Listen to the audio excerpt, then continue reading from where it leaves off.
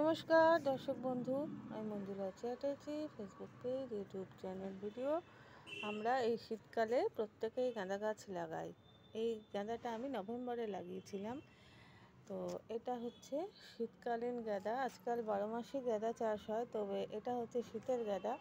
ভাবছিলাম তুলে ফেলে দেবো, কুড়ি আসছিল না। এখন দেখছি কুড়ি আসে। তার মানে এই গাঁদা গাছটা দেখবেন, যারা গাঁদা গাছ লাগাচ্ছেন, তো প্রথমেই সর্ষে খোল দেবেন না। কিছুটা বড় হওয়ার পর আমি এটাই ভুল করেছিলাম, অনেক সর্ষে খোল দিয়ে দিয়েছিলাম, যার জন্য গাছ বেড়েছে কিন্তু কুড়ি আসছিল না। তারপর সর্ষে খোল দেওয়া বন্ধ করে দিলাম। এই দেখুন, ডালটা ঠিক এতটা বড় হয়েছে। এবারে এই পর্যায়ে দেখছি এখন কুড়ি এসছে।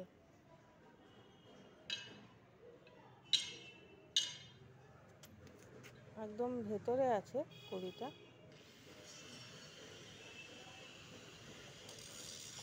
তো এখন সর্ষে খোল দেওয়া আছে, এমনি বড় হয়ে যাবে আর ফুলও পাবো।